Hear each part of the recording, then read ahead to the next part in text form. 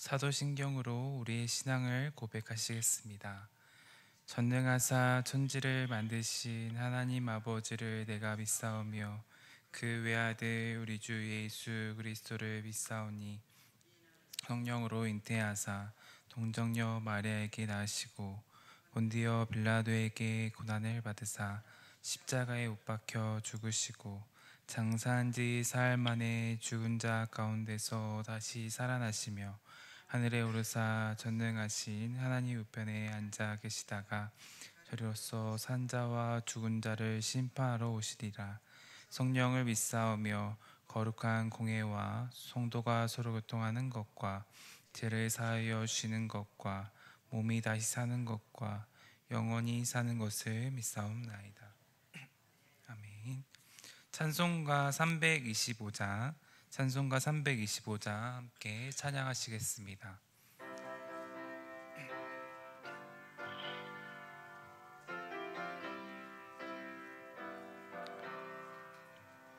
예수가 함께 계시니 시험이 오나 겁없네.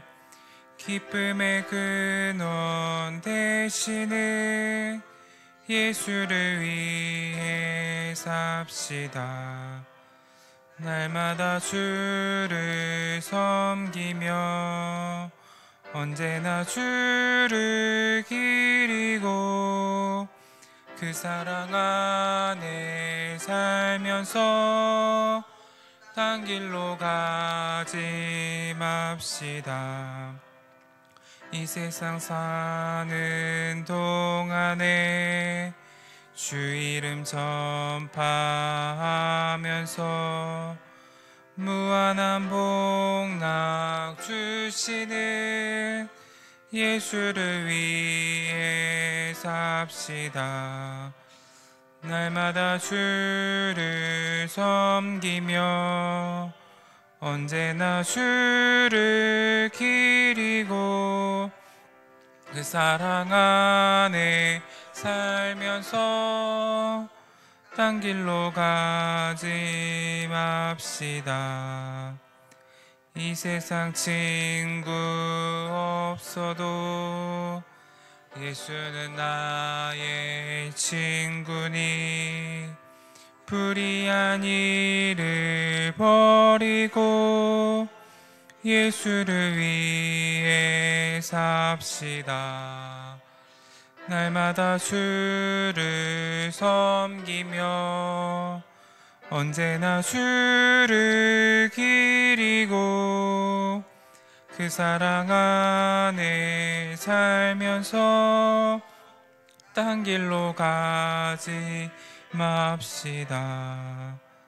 주께서 심판하실 때 잘했다 칭찬하리니 이러한 상급 받도록 예수를 위해 삽시다. 날마다 주를 섬기며 언제나 주를 기리고 그 사랑 안에 살면서 딴 길로 가지 맙시다. 아멘. 오늘 함께 나눌 하나님의 말씀은 누가복음 21장 5절부터 19절 말씀입니다. 누가복음 21장 5절부터 19절 말씀, 제가 가진 성경으로는 신약 132쪽에 있습니다. 한 절씩 교독하시고 마지막 한 절은 합독하도록 하겠습니다. 네, 제가 먼저 봉독하겠습니다. 어떤 사람들이 성전을 가리켜 그 아름다운 돌과 헌물로 꾸민 것을 말하매 예수께서 이르시되 보는 이것들이 날이 이르면 돌 하나도 돌 위에 남지 않고 다 무너뜨려지리라. 그들이 물어 이르되 선생님이여 그러면 어느 때에 이런 일이 있겠사오며 이런 일이 일어나려 할 때에 무슨 징조가 있사오리까? 미혹을 받지 않도록 주의하라. 사람이 내 이름으로 와서 이르되 내가 그라하며 때가 가까이 왔다 하겠으나 그들을 따르지 말라. 난리와 소요의 소문을 들을 때에 두려워하지 말라. 이 일이 먼저 있어야 하되 끝은 곧 되지 아니하리라. 민족을 나라가 나라를 대적하여 일어나겠고 곳곳에 큰 지진과 기근과 전염병이 있겠고 또 무서운 일과 하늘로부터 큰 징조들이 있으리라. 전에 내 이름으로 말미암아 너희에게 손을 대어 박해하며 회당과 옥에 넘겨주며 임금들과 집권자들 앞에 끌어가려니와 이 일이 도리어 너희에게 증거가 되리라. 변명할 것을 비리 궁리하지 않도록 명심하라. 내가 너희의 모든 대적이 능히 대항하거나 변박할 수 없는 구병과 지혜를 너희에게 주리라. 형제와 친척과 너시 너희를 넘겨주어 중에 몇을 죽이게 하겠고 또 너희가 내 이름으로 말미암아 모든 사람에게 미움을 받을 것이나 머릿돌 하나도 상하지 아니하리라. 너희의 인내로 너희의 영혼을 얻으리라. 아멘. 이른 새벽에 주님의 전에 나오시면서 7분의 성도님께서 1,000번째 예물을 드리셨습니다. 장례 강고입니다. 백정순 권사님의 모친 되시는 고 김삼선 성도님의 입관 예배가 10일 목요일에 발인 예배가 11일 금요일에 있습니다. 빈소는 온양 장례식장 1층 특실입니다. 장례의 모든 일정 가운데 유가족들의 하나님의 위로함이 있기를 기도해 주시길 바랍니다. 네, 오늘은 누가복음 21장 5절부터 19절 말씀을 가지고 통하여서 하나님의 말씀을 나누고자 합니다. 오늘 우리가 함께 나누게 되는 본문의 배경은 예루살렘 성전입니다. 어떤 사람들이 성전의 아름다운 돌과 또 정성껏 바친 헌물들을 보면서 감탄하고 있었습니다. 헤롯 대왕이 46년에 걸쳐 웅장하고 또 화려하게 중축한 이 성전은 유대인들에게는 신앙의 중심지이자 민족의 자부심 그 자체였습니다. 그 견고함과 아름다움은 마치 영원히 지속될 것처럼 보였을 것입니다. 그러나 사람들의 감탄 속에 예수님께서는 충격적인 말씀을 하고 계십니다. 너희 보는 이것들이 날이 이르면 돌 하나도 돌 위에 남지 않고 다 무너뜨려지리라 라는 말씀이었습니다. 영원할 것 같았던 인간의 자랑과 노력이 하나님의 때가 되면 한순간에 무너질 수 있음을 보여주고 있는 것입니다. 예루살렘 성전은 그 시대 사람들에게 절대 무너지지 않을 것 같은 것이었지만 예수님은 돌 하나도 돌 위에 남지 않을 것이라고 말씀하고 계시는 것입니다. 오늘 새벽 예배에 나오신 성도님들 가운데서도 우리 인생에서 절대 무너지지 않을 것 같았던 것들을 잃어본 경험이 있으시지 않으십니까? 그러면 그럴 때는 어떤 마음이 드셨습니까? 저는 몇 년 전에 외할머니께서 돌아가시면서 저희 어머니가 슬퍼하시는 모습을 보게 되었습니다.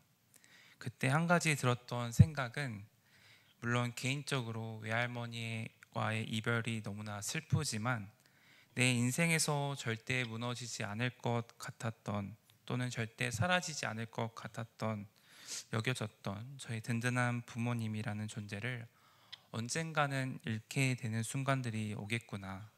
그리고 그 모습이 저렇게 슬퍼하시는 모습이 나의 모습이 될 수 있겠구나라는 생각을 해본 적이 있습니다. 아마도 성도님들도 이렇게 절대로 무너지지 않을 것 같은 일들을 잃어본 경험들이 있거나 또 생각을 해본 적이 있으셨을 거라고 생각합니다. 그것은 삶의 여러 모습 속에서 세월이 가며 점점 겪게 되는 무수한 일들 중에 하나가 바로 그런 일이 될 수도 있었겠죠. 그리고 그렇게 세월이 가며 점점 무너지는 것을 경험했을 때 마음이 참 허무함을 느끼게 될지도 모르겠습니다. 그러나 오늘 본문은 그 무너짐이 끝이 아니라고 이야기하고 있습니다. 우리는 무너짐이 끝이 아니라 무너지는 가운데서도 지켜지는 것이 있다라고 말씀을 하고 있는 것이죠. 그 가운데 오늘의 말씀은 세상은 흔들리지만 주님은 흔들리지 않음을 가르쳐 주고 있습니다. 오늘 말씀 속에서 예수님께서는 마지막 때에 징조에 대해 말씀하시기 전 먼저 영적인 경고를 주십니다. 8절 말씀인데요. 함께 읽도록 하겠습니다. 이르시되 미혹을 받지 않도록 주의하라. 많은 사람이 내 이름으로 와서 이르되 내가 그라하며 때가 가까이 왔다 하겠으나 그들을 따르지 말라. 아멘. 거짓 그리스도와 거짓 선지자들이 일어나 사람들을 미혹할 것이라고 말씀하고 있습니다. 혼란한 시대일수록 영적인 분별력이 얼마나 중요한지를 깨닫게 되는 것이죠. 또한 난리와 소요의 소문을 들을 때 두려워하지 말라고 말씀하고 계십니다. 요즘 세상도 참 불안합니다. 세계적으로는 전쟁을 겪고 있는 곳도 있고 기후도 또 질병도 그렇죠. 하지만 주님은 두려워하지 말라고 말씀하십니다. 불안 속에서도 하나님은 여전히 일하고 계시기 때문입니다. 그렇기에 저희들은 하나님의 크신 계획과 섭리를 신뢰하며 시대를 분별하는 지혜를 갖는 것입니다. 깨어 기도하며 하나님의 뜻을 구하는 성도가 되기를 소망합니다. 두 번째는 고난은 끝이 아니라 복음을 증거할 기회라는 것을 가르쳐 주고 있습니다. 이어서 믿는 자들에게는 직접적인 고난과 핍박이 찾아올 것이라고 예수님은 말씀하고 계십니다. 12절 말씀인데요. 이 모든 일 전에 내 이름으로 말미암아 너희에게 손을 대어 박해하며 회당과 옥에 넘겨주며 임금들과 집권자들을 앞에 끌려가려니와. 이 말씀을 보면 예수님을 믿고 따른다라는 이유만으로 부당한 고난을 당하게 될 것을 말씀하고 있습니다. 그러나 13절에 보면 이 일이 도리어 너에게 증거가 되리라고 말씀하고 있습니다. 여기에 계신 많은 성도님들께서도 신앙 안에서 인생의 고비를 넘으면서 신앙을 지켜오신 분들이 계실 거라고 생각합니다. 저는 그렇게 신앙을 지키며 살아오신 이야기들이 복음을 증거하는 놀라운 축복의 통로가 되리라고 생각합니다. 신앙 교육에 있어서 삶의 증거는 너무나 귀한 일이기 때문입니다. 이런 경우가 있을 수 있을 것 같습니다. 다 그렇다고 할 수는 없겠지만 이러한 특징이 있는데요. 집안에 어려운 일이 닥칠 때 부모는 자녀들에게 어려운 일을 잘 나누려고 하지 않은 경우들을 보게 됩니다. 너는 공부만 잘하면 돼. 다른 건 다 신경 쓸 필요가 없어 하면서 자녀가 다른 걱정을 하지 않도록 하는 게 부모의 참된 모습이라고 생각하는 게 우리나라의 어떤 교육의 문화인 것 같습니다. 그러나 어려운 일을 닥칠 때 부모가 자녀에게 기도하는 모습을 보여주며 함께 기도하자고 이야기를 해주며 그 어려운 고비들을 잘 이겨냈을 때에는 믿음으로 살아가는 것이 바로 이런 것이구나 라고 자녀들은 깨닫게 되어지고 경험하게 되는 귀한 신앙의 교육이자 믿음의 유산이 되기도 합니다. 즉 고난은 끝이 아니라 복음을 증거할 기회가 되는 것이죠.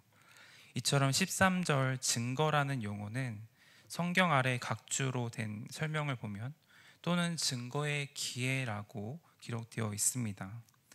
혹 주님을 믿는 일 때문에 크고 작은 박해를 받게 되면 표면적으로는 고통스러운 일이 되기도 하지만 또한 주님을 전하는 좋은 기회가 된다라고 말씀하고 있습니다.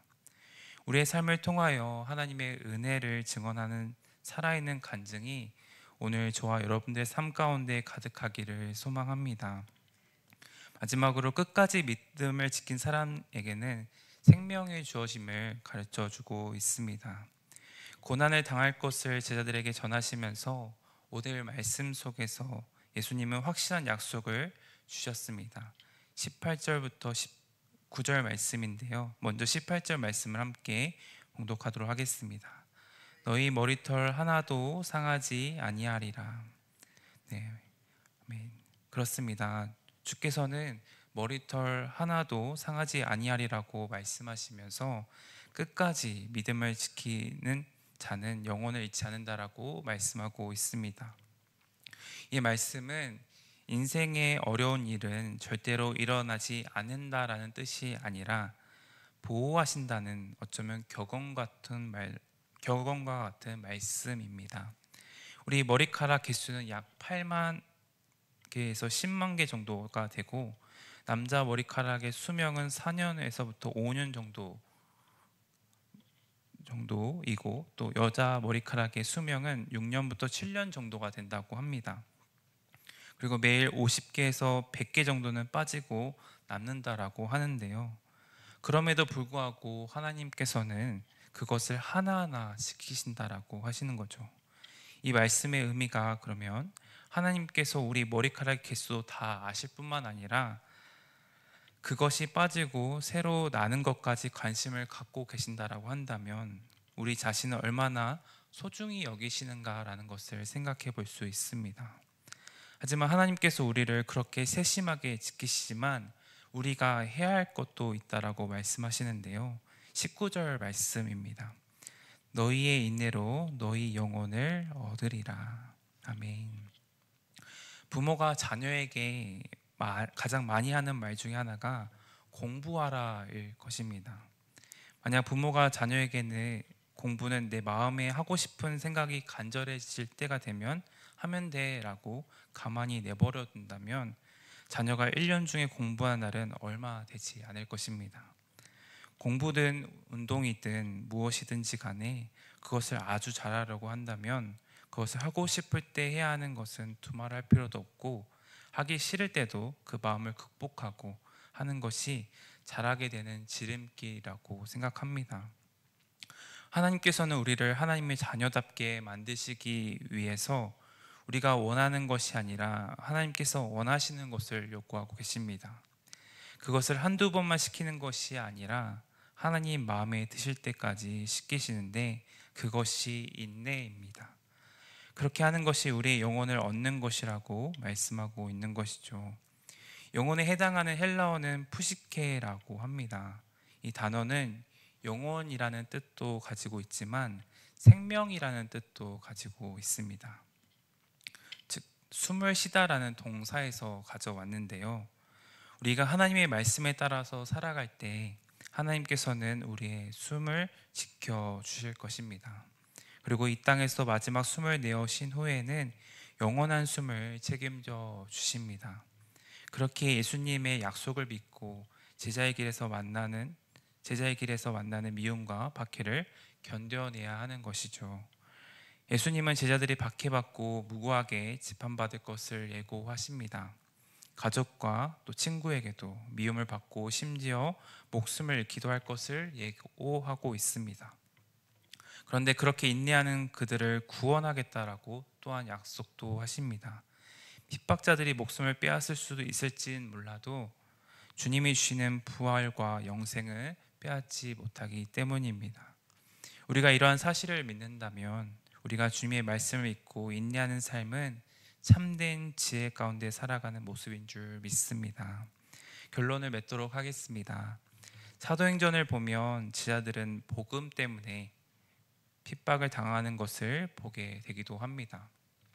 하지만 사도행전이 증거하고 있듯이 성령은 제자들의 위태로운 상황마저도 복음 전파의 기회로 삼으시는 것을 보게 됩니다.